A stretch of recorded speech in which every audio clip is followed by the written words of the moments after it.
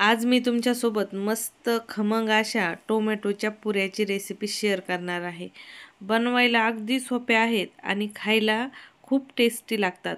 आणि तुम्ही खूप प्रकारच्या मसाला पुऱ्या खाल्ल्या असतील, पण टोमॅटोच्या मसाला पुऱ्या खायला खूप भारी लागतात।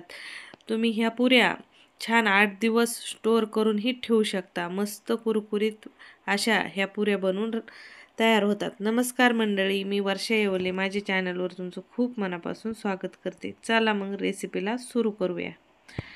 तर इथं मध्यम आकाराचे 3 टोमॅटो एकदम लाल झालेले कट करून मिक्सरमध्ये फिरवून घेतले।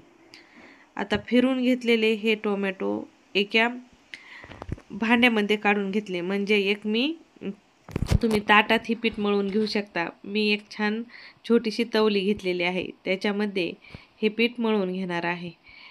आता इथं मी एक वाटी मैदा, एक वाटी आपलं साधं गव्हाचं पीठ आणि 4 चमचे ह्याच्यात मी रवा घालून घेतलेला होता, म्हणजे आपला बारीक रवा असतो ना तो।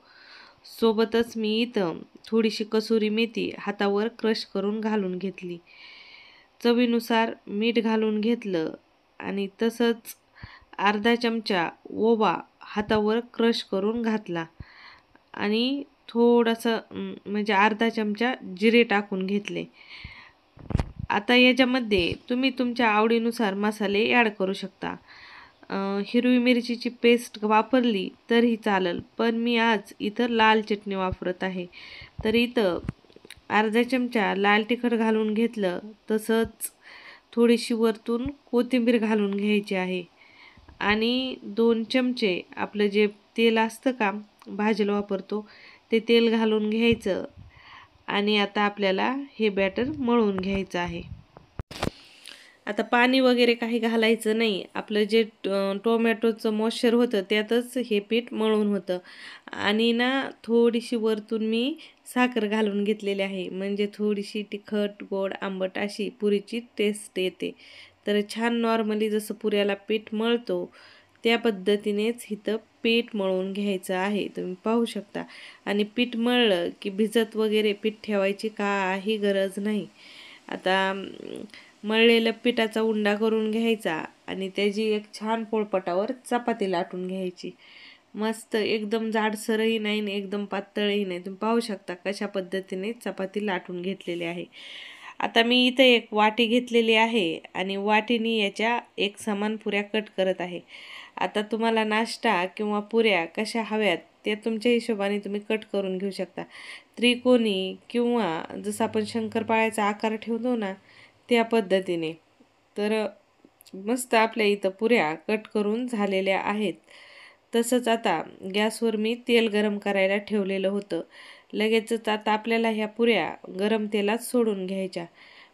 आधी तेल छान गरम करून घ्यायचं आणि नंतर मध्यम गॅसवर ह्या पुऱ्या तळून घ्यायच्या। अगदी झटपट बनून तयार होतात आणि खायलाही तेवढ्याच टेस्टी लागतात। तुम्ही पाहू शकता मस्त फुगत आहेत आणि छान 8 दिवस ह्या पुऱ्या टिकतात। तुम्हाला कुठं बाहेर जायचं असेल किंवा वेगळं काही नाश्त्याला बनवून ठेवायचं असेल तर या पुऱ्या तुम्ही घरात बनवून ठेवू शकता। आणि बाहेर कुठं फिरायला गेला, यात्रेला गेला तर सोबत तुम्ही 3-4 दिवस आरामशीर अशा ह्या पुऱ्या टिकतील, सोबत घेऊन जाऊ शकता। मस्त कलर येतो आणि खायला देखील खूप भारी आणि टेस्टी लागतात। आणि तुम्हाला दिसतच असेल, दिसताच किती छान दिसत आहेत। रेसिपी आवडली तर लाईक करा, शेअर करा आणि चॅनलवर फर्स्ट टाईम असाल तर सबस्क्राईब करूनच जा।